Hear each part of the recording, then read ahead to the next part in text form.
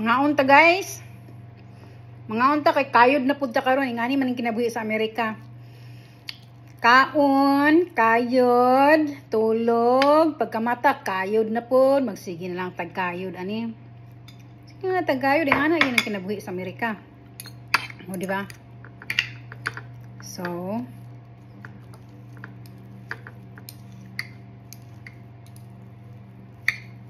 samok ba ni magtinidor ta ani nga.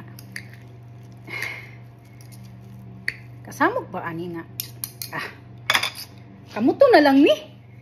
Kamurag murag di ta mabusog ana bitang magkaon bitaw tang magtinidor ingana gyud ko guys kung magkaon bitaw ko nya magtinidor bitaw ko. Di ko mabusog. Di ko mabusog. Kanahanan yun ang kamuto na ako. Kay, muna ma-feel na ako bitaw kong gikaon na kuan. Pinako na imumho di sa mga buhok. Di ko mabusog kung magtinidor kong kutsara ko. Kana mga kuan. Mga Bisaya. Bisayag na mahilig na sila og kuan. Kuan kinamot. Hawag ka na magkinamot ng mga Bisaya. Nya. May teknik na. Magkinamot. Ang uban magkinamot sila kay anak. Akong anak magkinamot ang anak. Mag-ana siya niya. Yana niya. Ngaya. Di mo na mausaktong kinamot. Ang kinamot gani anaon yun na nimo anaon siya na. Aya kandos. Nya paghumanay mo ana. Nga na, na kani siya muna siyang tulod na naman na. Diba? Ano saktong kinamot? Di ka may, anak at kinamot. Dayon, luga, anak ka? Hindi ka mauna kinamot. Sayop na.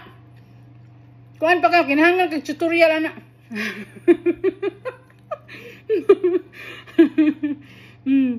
Hindi naman akong magkakinamot. Kinamot ka. Naon. Patangay mo sudan diya sa ibabaw. Ang sudan nasa kuan ka ng ibabaw sa kanon. O niya, pag anak nimo, pag hungit nimo, kanon na kaunang kanon. O niya, ang sudan na sekreto diya, tulo din na nimo. O, diba na?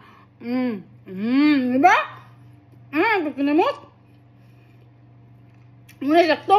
Yan ka mga Bisaya. Hawag ka na mo kinamot. Kaya mga Bisaya. Ano kung kinsa kahay nakauna og kinamot na murag mga Bisaya galing nakauna kinamot.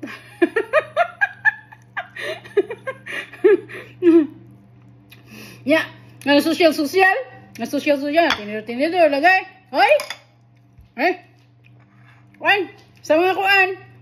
Tinidor ang kanang magsabaw ka. Ya social ka magabot sa fancy restaurant nga ana kabalo sa tinidor pero pag abot sa balay ay wa na yaka na tungtong tiil sa lamisa ayan lamig kaon ba ay social din na social dayon dai ay sigurado